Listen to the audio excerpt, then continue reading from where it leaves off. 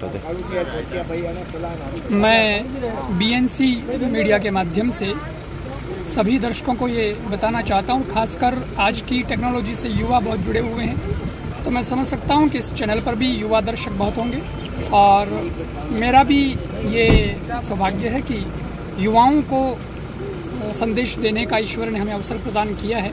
तो मैं युवाओं से ये कहना चाहता हूँ कि सबसे पहली बात कि आप एक चीज़ से जुड़े हैं, वह है शिक्षा, और दूसरी चीज़ उससे आपको दूर रहना है, वो है नशा। और तीसरी बात यह है कि आपको परिश्रम बहुत करना है, मेहनत बहुत करनी है, क्योंकि हम वो लोग हैं कि इस देश को बना सकते हैं। आज से 20 साल बाद, 25 साल बाद आप में से कोई होगा जो इस देश का नेतृत्व करेगा, तो उसके लिए अभी से आपको तैयारी करनी है। और मैं कहा भी करता हूँ कि पानी से जो नहाता है वो लिबास बदलता है, और पसीने से जो नहाता है वो इतिहास बदलता है।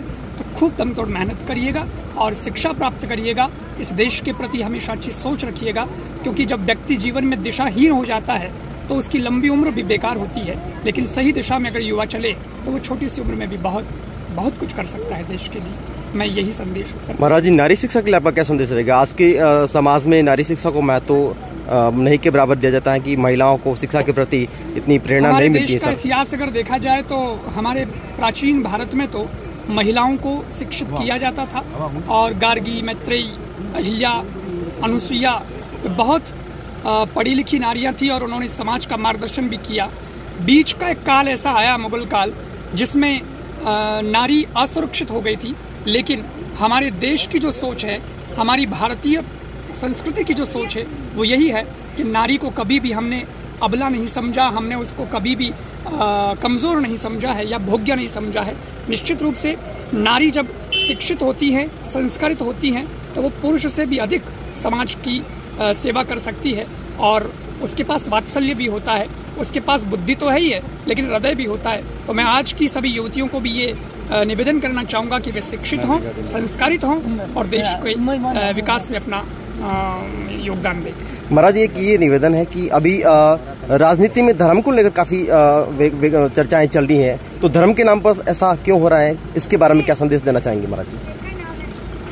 देखिए, मैं इतना कहना चाहूँगा कि धर्म में राजनीति नहीं होनी चाहिए, तब धर्म विकृत होता है, लेकिन धर्म विहीन राजनीति हो तो राजनीति विकृत होती है। इसलिए धर्म का राजनीति में होना बहुत ज़रूरी है, और धर्म का अर्थ भी वही है जो हमें हमारे जीवन के कर्तव्य सिखाता है। तो राजनीति का हकीकत कर्तव्य क्या है, वो धर्म ही सिखाएगा। हमारे यहाँ तो धर्मदंडोसी धर्मदंडोसी धर्मदंडोसी कहा गया है संस्कृत साहित्य के अंदर कि राजा जो है वह प्रजा को दंडित करता है, लेकिन कभी ऐसी स्थिति हो तो, या किसी अपराधी को दंडित करता है, लेकिन कभी कभी अगर राजा ही स्वयं गलती कर दे तो उसे कौन दंडित करेगा? तब कहते हैं धर्म उसे दंड दे सकता है, धर्म उसे सही दिशा बता सकता है। तो धर्म हमेशा राजनीति का मार्गदर्शन करता रहा, वो होना ही चाहिए। महाराज जी, अंतिम सवाल आपसे है कि धर्म की रक्षा को लेकर देशवासियों को क्या संदेश देना चाहेंगे? मैं सभी देशवासियों से निवेदन करता हूँ कि हमारे यहाँ तो ये कहा जाता है कि धर्मो रक्षति रक्षत, माने धर्म की अगर आप रक्षा करेंगे तो धर्म आपकी स्वयं ज़रूर रक्षा करेगा। ऐसे में इस देश को अगर आगे बढ़ाना है तो सबसे पहले हमें हमारे धर्म से जुड़ना पड़ेगा। और जो लोग ये समझते हैं कि धर्म कुछ भी नहीं है, पैसा ही सब कुछ है, या व्यक्ति के जीवन में पद और प्रतिष्ठा ही सब कुछ है, तो वे लोग थोड़े दिन तो उड़ान भरते हैं, लेकिन फिर वे अकेले हो जाते हैं। लेकिन धर्म जब उनके साथ में होता है तो विपरीत परिस्थितियों में भी वे डट करके खड़े रहते हैं। और आज इस देश को अगर आगे बढ़ाना है तो हमें हमारा जो सनातन धर्म है उसके ध्वज तले हमको खड़ा होना पड़ेगा, और उसको लेकर के, उस दंड को लेकर के हमें आगे बढ़ना पड़ेगा।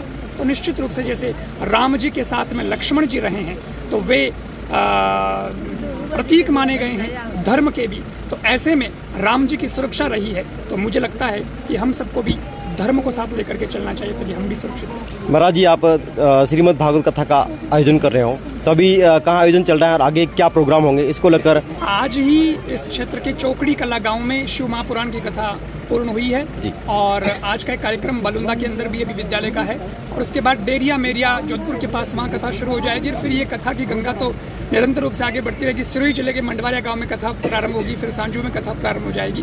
तो निरंतर ये तो गंगा है और ये प्रवाहित होती रहती है, वही अच्छा है, वो हो रही है भगवत कृपा से। बीएनसी न्यूज़ के साथ जुड़ने के लिए सर आपका बहुत बहुत धन्यवाद। धन्यवाद, आपको भी धन्यवाद। आपके दर्शकों को भी बहुत बहुत धन्यवाद। Thank you sir.